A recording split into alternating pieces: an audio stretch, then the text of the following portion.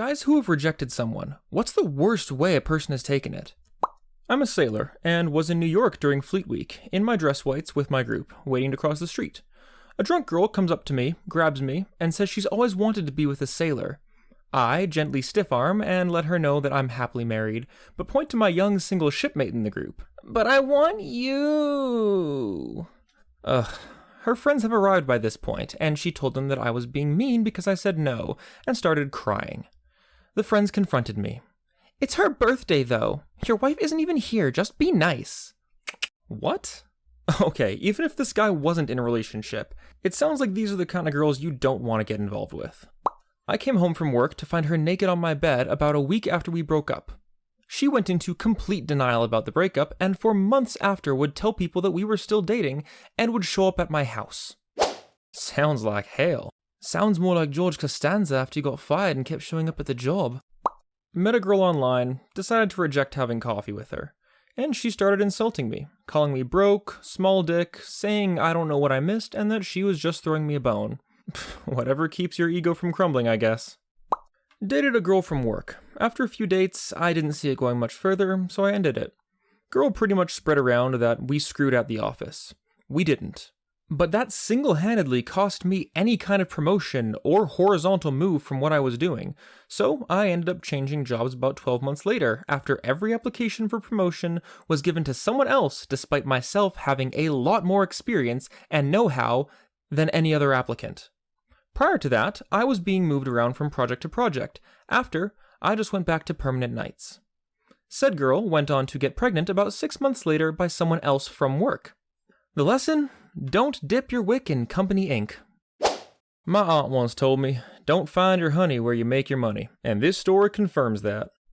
When my sister turned 21, me and a group of her friends went to a club to celebrate. When I went to buy a round, this one woman who I'd been friends with since we were kids came up to me, and we started talking about just random stuff. She then, out of the blue, mid-conversation, said, "Be my boyfriend." Didn't ask, pretty much demanded, and when she didn't get the answer she wanted, she left early and quite upset, while telling me that she was just joking. I didn't even say anything rude. In fact, I just stood there in silent shock, which she must have took as rejection, because she ended up blocking me on all social media the next day and has never talked to me since. We'd been friends since 2001, almost 2 decades, and that rejection made her cut all contact with me. A girl at work started playing some aggressive footsie with me. When I pushed her foot away and gave her a look, she went on to tell me that I'm not as attractive as I think I am, and that I should start dating girls in my own league. Man, delicate egos sure do go burr, eh? Lying to me that she had become pregnant and intended to keep the kid. We had always practiced safe sex, but condoms have a non-zero failure rate, and there's no good way to tell someone who says they're pregnant that they're wrong, so I took her at her word. After 3 weeks of her stalling on showing me any kind of proof beyond her word, she told me, "It isn't going to be a problem." But I was beside myself with stress until then. Meanwhile, I'm figuring out if I need to lawyer up. I take responsibility for myself, so being a deadbeat wasn't an option, but child support was going to throw a huge wrench into my financial plans, when I was in the middle of moving to a new city as well. All in all, it sucked. Near as I can tell, her goal was to inflict stress and pain. And she succeeded. A dude asked me over to his house to study, but instead he put on some adult entertainment and asked to get me off. I said no, and he figured he'd then ask if he could go down on me. I rejected him and told my mom to come get me.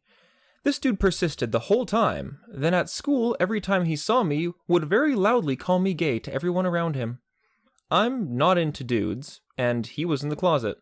Honestly, I just smiled and kept moving every time he'd yell at me, and eventually he gave up.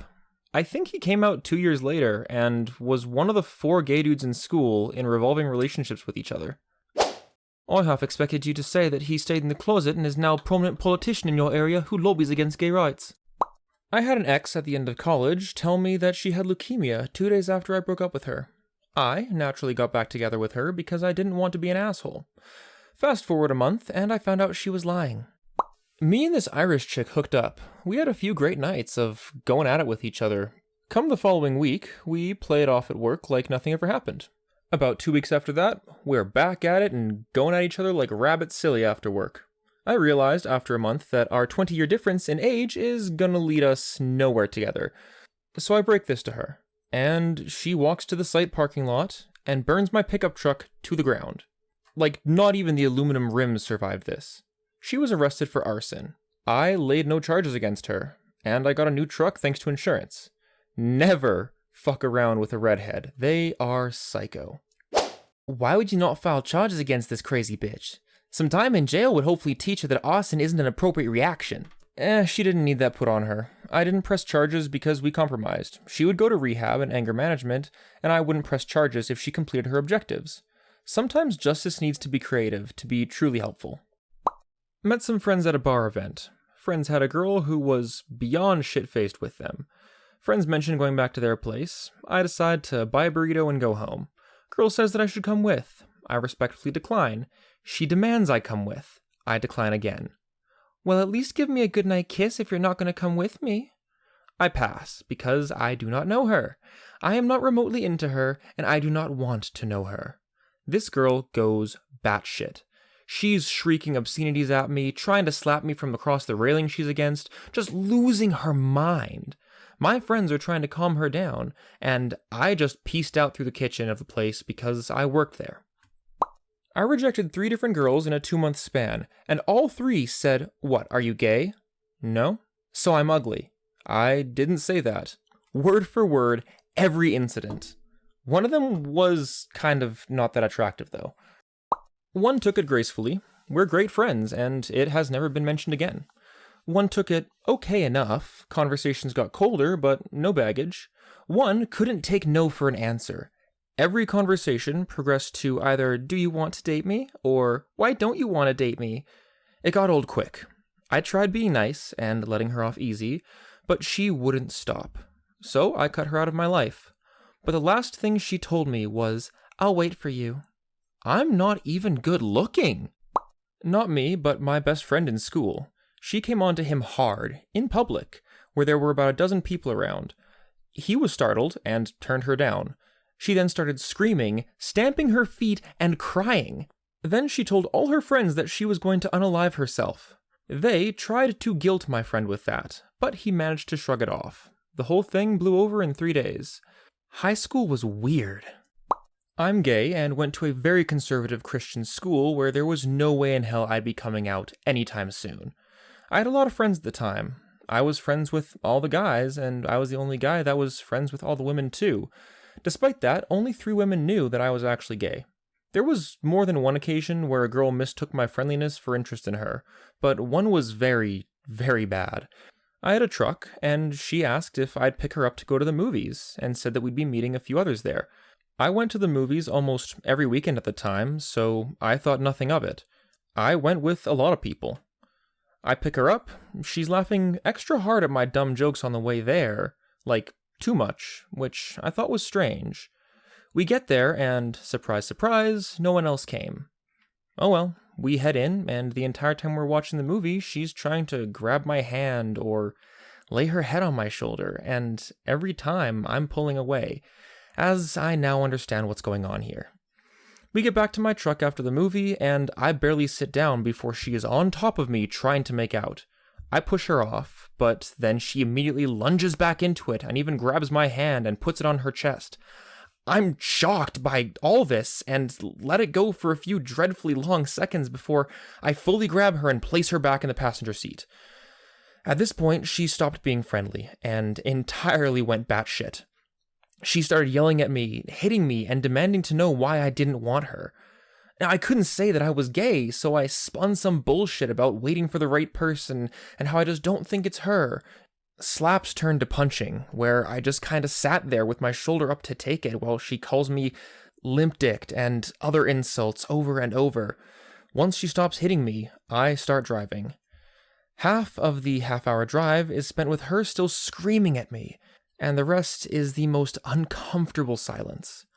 Once we get to her house, she gets out, spits at me in the face, and slams the door. For the rest of the semester, she'd give me the evil eye, and her 3 close friends would too. They'd actively giggle to each other sometimes when I was in earshot of them, and sometimes someone outside that group would say something to me that implied they'd heard about it.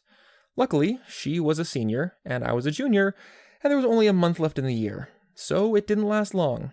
But for that whole month, I felt sick knowing that I'd see her that day, and I'm still filled with dread just thinking about it. Definitely one of the worst experiences of my life. She cried and was wailing that it was because she was ugly and it's her weird nose. In public. I told her it wasn't, and it's me.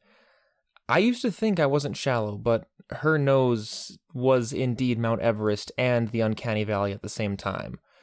She later said I slapped my dick on her nose to get off. Edit. I did not have sexual relations with that nose. Proceeded to call my phone over and over, each time exploding, telling me how I'm a loser and she just asked out of pity. Then when I didn't reply, she hung up, only to call again and this time accuse me of sleeping with men, then hang up, and call once again, only this time crying, saying she's sorry, she didn't mean it, and that she just could see a future with us, and that I should be happy that a girl as devoted as her would be into me. Then when I asked if she was finished, she hung up. She'd then proceed to spam text my phone with walls of text explaining why I needed to change my standards, otherwise I'd end up alone. I am alone. It was an active decision. Happiest I've ever been. Ever. Bar none. This isn't even close to the only time it happened, and not even with the same girl.